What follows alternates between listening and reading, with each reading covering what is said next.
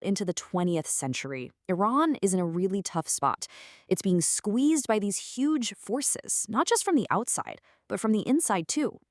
And this is what we mean by a two-front struggle. On one hand, you've got this powerful movement growing inside the country. People are demanding a constitution, a parliament. Basically, they want to limit the absolute power of the king. But at the same time, on the outside, you've got Russia and Great Britain playing what they called the Great Game, this big colonial chess match where they're literally carving up Iran for themselves. So that internal fight, it just exploded into what's known as the Constitutional Revolution. And it's wild. It all kicked off with protests over the price of sugar, but it snowballed fast. Suddenly, it wasn't just about sugar, it was about demanding a House of Justice and then a full-blown parliament.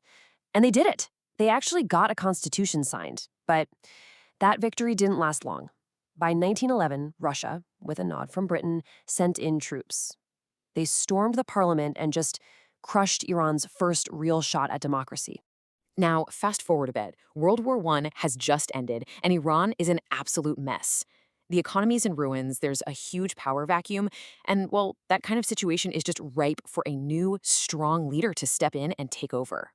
And man, did it happen fast. This guy, Reza Khan, he was a military commander. In 1921, he marches his troops into Tehran. And then just look at this climb. In only 4 years, he goes from military commander to prime minister and then all the way to Shah.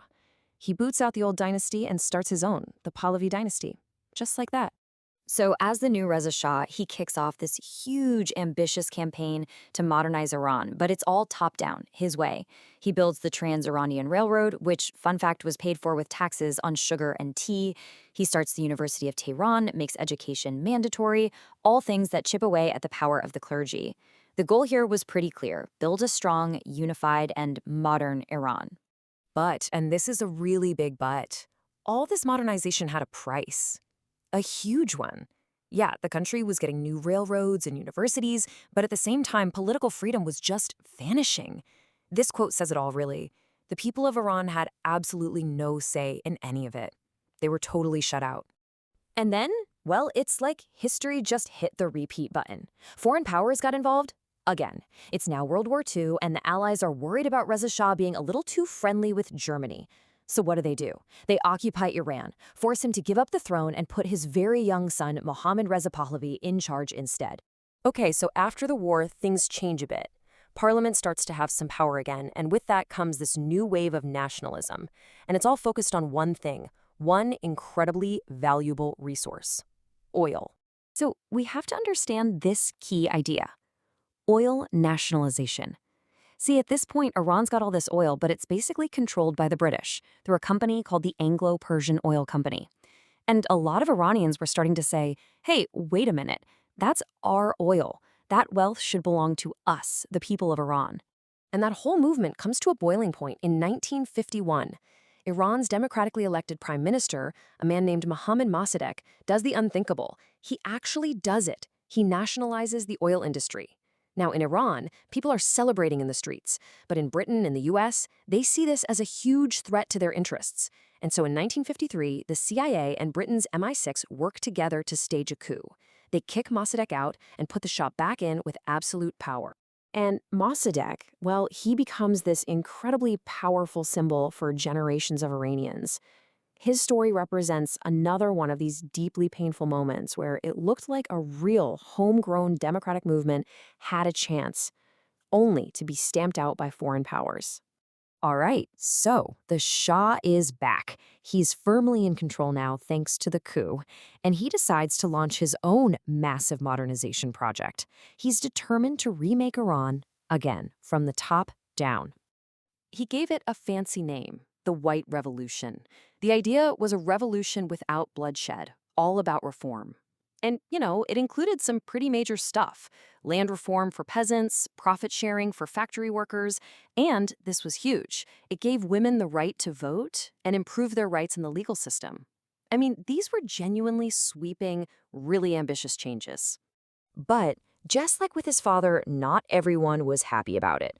These reforms, especially the ones about women's rights and taking land from major landowners, which included the clergy, really angered a lot of powerful religious figures. And the loudest voice speaking out against the Shah was this one cleric, Ayatollah Khomeini. His opposition was so strong it led to a big uprising in 1963, and he was eventually forced into exile the next year. So this leads to a really strange situation in the 1970s. You've got this massive oil boom, right? Money is just pouring into the country, paying for all these huge development projects. On the surface, it looks like incredible progress, but the reality for a lot of people was totally different. All that new wealth was creating this massive gap between the rich and the poor, and a lot of social unrest. The discontent was just simmering, right below the surface. And by the late 1970s, all of it, decades of being ruled by one man, the massive inequality, the deep resentment over foreign meddling, it was all about to just erupt. The monarchy was on its last legs. And when it happened fast. It started small in 1977, with writers protesting against censorship. But by 1978, those protests had turned into enormous demonstrations in the streets. On January 16, 1979, the Shah gets on a plane and leaves Iran for good. And then just a couple of weeks later, Ayatollah Khomeini flies back from exile, and millions of people pour into the streets to welcome him home. Okay, so let's circle all the way back to that idea we started with. Remember the modern question? Well, check this out. In 1975, just a couple of years before everything fell apart, the famous American feminist Betty Friedan visited Tehran. And her description of the city? She called it an American Western boomtown. So let's put these two views from outsiders next to each other. It's pretty interesting, right? Back in 1883, the American ministers saw progress as European stuff, like carriages. Then, in 1975, Betty Friedan sees progress as an American-style boomtown, complete with a Wimpy Burger stand. You see the pattern? For both of them, modern just meant looking like the West. And that right there is the key. That's the whole point. By only looking at the surface, at the material things, these outside observers totally miss the real story. They miss the fierce, decades-long argument that Iranians were having with each other about what being modern should even mean for them on their terms. They didn't see the massive political and social tensions that were about to explode. Which leaves us with one last, and I think really important question to think about. When we study a country's history, especially when we're seeing it through the eyes of outsiders,